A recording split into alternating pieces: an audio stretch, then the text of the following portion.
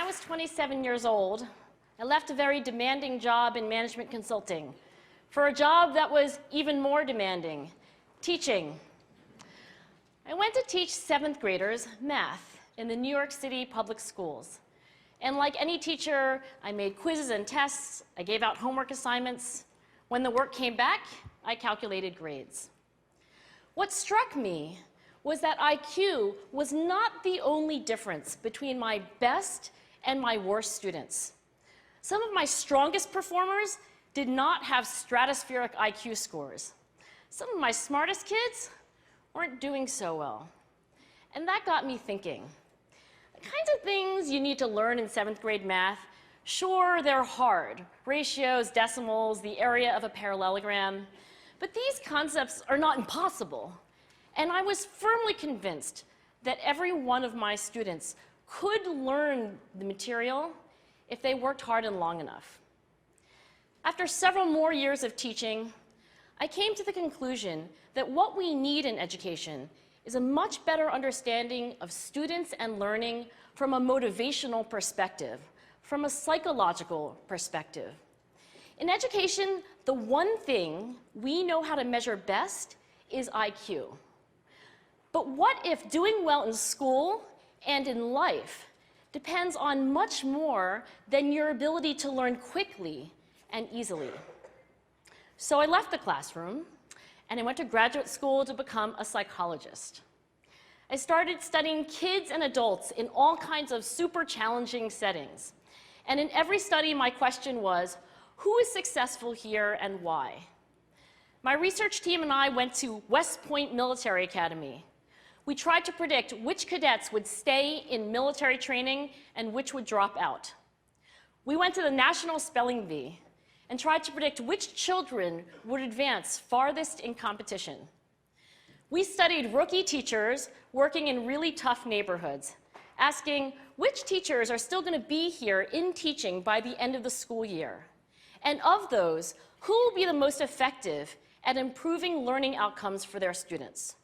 We partnered with private companies asking which of these salespeople is going to keep their jobs and who's going to earn the most money. In all those very different contexts, one characteristic emerged as a significant predictor of success. And it wasn't social intelligence, it wasn't good looks, physical health, and it wasn't IQ. It was grit. Grit is passion and perseverance for very long-term goals. Grit is having stamina. Grit is sticking with your future, day in, day out, not just for the week, not just for the month, but for years, and working really hard to make that future a reality. Grit is living life like it's a marathon, not a sprint. A few years ago, I started studying grit in the Chicago public schools. I asked thousands of high school juniors to take grit questionnaires, and then waited around more than a year to see who would graduate. Turns out that grittier kids were significantly more likely to graduate, even when I matched them on every characteristic I could measure, things like family income, standardized achievement test scores, even how safe kids felt when they were at school. So it's not just at West Point or the National Spelling Bee that grit matters, it's also in school, especially for kids at risk for dropping out. To me, the most shocking thing about grit is how little we know, how little science knows about building it. Every day, parents and teachers ask me, how do I build grit in kids? What do I do to teach kids a solid work ethic? How do I keep them motivated for the long run? The honest answer is, I don't know. What I do know is that talent doesn't make you gritty.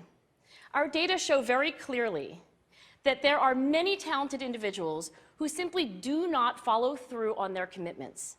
In fact, in our data, grit is usually unrelated or even inversely related to measures of talent. So far, the best idea I've heard about building grit in kids is something called growth mindset. This is an idea developed at Stanford University by Carol Dweck, and it is the belief that the ability to learn is not fixed, that it can change with your effort. Dr. Dweck has shown that when kids read and learn about the brain and how it changes and grows in response to challenge, they're much more likely to persevere when they fail because they don't believe that failure is a permanent condition. So growth mindset is a great idea for building grit, but we need more. And that's where I'm going to end my remarks, because that's where we are. That's the work that stands before us. We need to take our best ideas, our strongest intuitions, and we need to test them. We need to measure whether we've been successful, and we have to be willing to fail, to be wrong, to start over again with lessons learned. In other words, we need to be gritty about getting our kids grittier. Thank you.